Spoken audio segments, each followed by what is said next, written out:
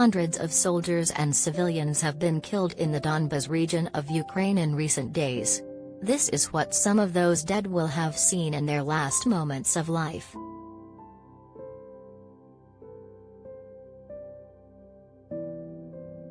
These remarkable images, taken by the Daily Mail's veteran war photographer Jamie Wiseman, show a heavily armed ground attack aircraft swooping over the windscreen of the car in which he is traveling.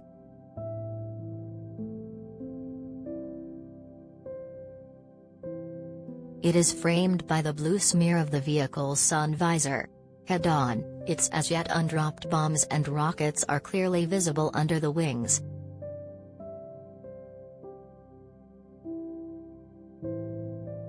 The jet was one of a pair flying at extreme low level, along a country road.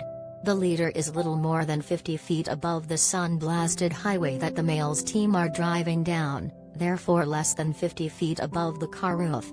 In other words, at point-blank range. A direct hit will mean certain death.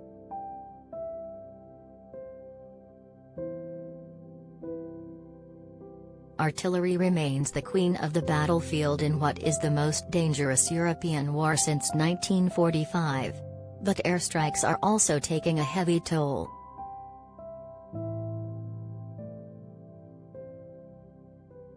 Both aircraft were examples of the Sukhoi Su-25, known to NATO as Frogfoot and used by Ukraine and Russia alike. They are slow, subsonic, but very heavily armored, have a potent 30mm cannon for strafing and usually work in pairs.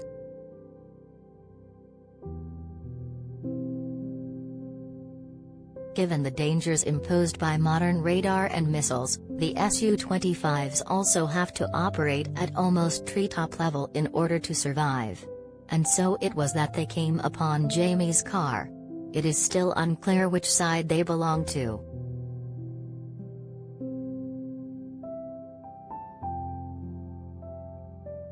Jamie has form for taking pictures of hostile aircraft at low level. In a village in southern Lebanon in 2006 he captured a remarkably sharp image of two Israeli F-15 jets passing at rooftop height while most of his colleagues, including me, were scrambling for cover.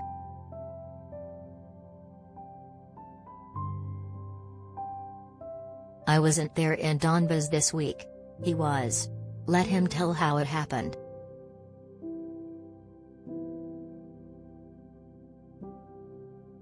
We were 10 miles past the village of Petropavlovka on the E50, a single-carriage road, about 30 miles from Pokrovsk, which is the last stop on the train line being used to evacuate civilians from the front lines.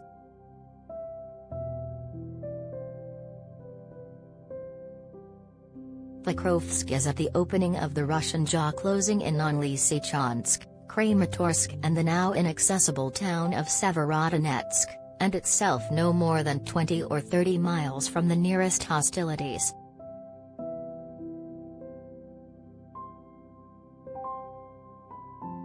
Indeed, it was hit by 3 missiles the evening before we arrived, damaging a freight train carriage and leaving a 20-foot crater by a road on the outskirts of town, with a dozen houses damaged.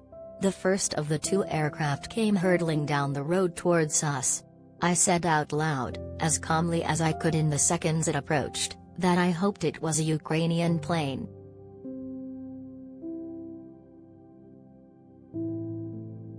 But even before I'd finished speaking I realized there was absolutely nothing we could do about it if it wasn't.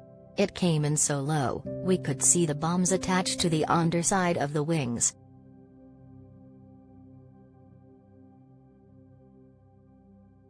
I grabbed a camera as we saw the second in the distance, and snapped it as it passed overhead, slightly to our left. They continued straight down the road behind us, before flaring up and banking to the left.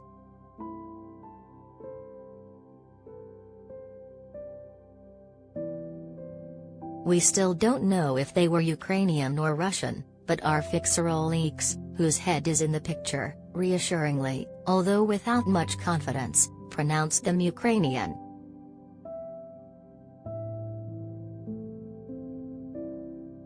Their speed was breathtaking, and I don't remember hearing them at all until they were almost overhead.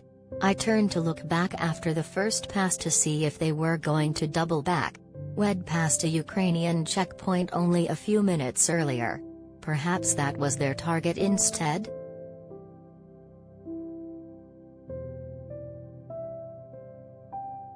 But they climbed and banked, and as quickly as they appeared they were there no longer.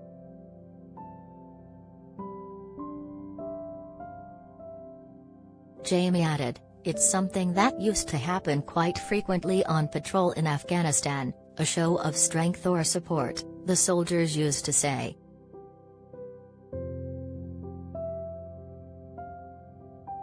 But in that battlefield the only people flying were friendly. Here in Ukraine, how can you possibly tell?